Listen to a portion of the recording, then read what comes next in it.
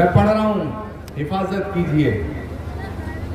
कि मेरे सीने की धड़कन है, मेरी आंखों के तारे हैं।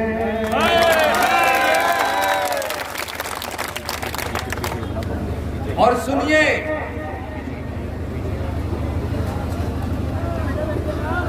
ये जो जज्बा है इस पर गौर फरमाइए। अगर इस बात को नसीम कुरैशी कहें तो कोई बड़ी बात नहीं है, अगर इस बात को कोई उलमा कराम कहें तो कोई बड़ी बात नहीं है, इस बात को एक हिंदू धर्मगुरु आचार्य प्रमोद कृष्णम कहता है तो बड़ी।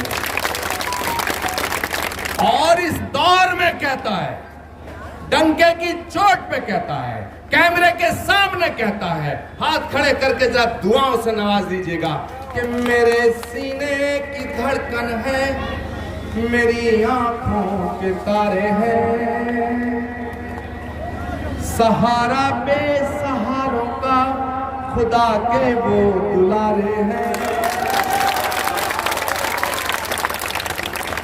मैं अक्सर कहता हूं मेरे दोस्तों कि इस धरती पे जितने सूफी संत फकीर पैगंबर रसूल अवतार ऋषि मुनि महात्मा जो आए हैं और जो आते हैं, वो किसी एक कौम के लिए नहीं आते, किसी एक सूबे के लिए नहीं आते, वो तो मुल्क की सरहदों में महदूद भी नहीं होते।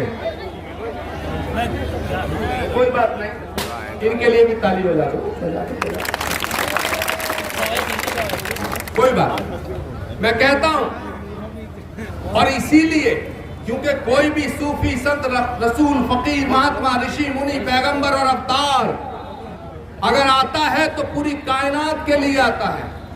इसीलिए मेरे दोस्तों, भगवान श्री राम को मर्यादा हिंदू नहीं कहा गया, उन्हें मर्यादा पुरुषोत्तम कहा गया, इंसानों में सबसे अच्छा इंसान कहा।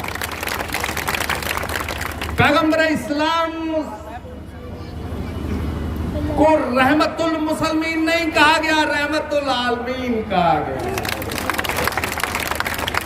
तो इसका मतलब है कि राम जितना हिंदुओं के हैं उतना मुसलमानों के हैं, और पैगंबर जितना मुसलमानों के हैं उतना हिंदुओं के।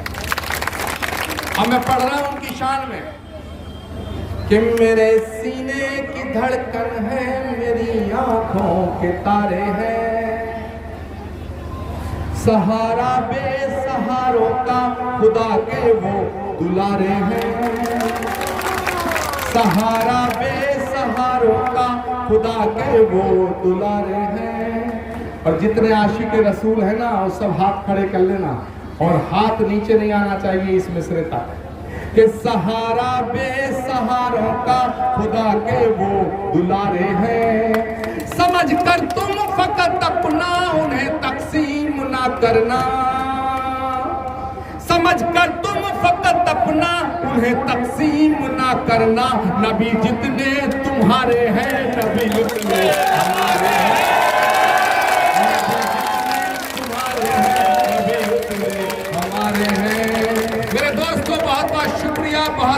मेरठ पहुंचे कांग्रेस नेता आचार्य प्रमोद कृष्णम ने सपा बसपा को बताया बीजेपी की बी टीम।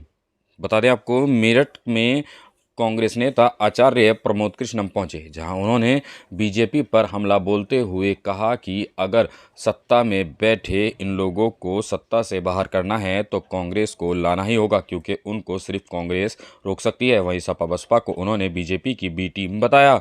हिंदू और मुसलमान कंधे से कंधा, कदम से कदम मिला करके महात्मा गांधी मौलाना आजाद की क़यादत में अंग्रेजों से लड़ाई लड़ रहा था।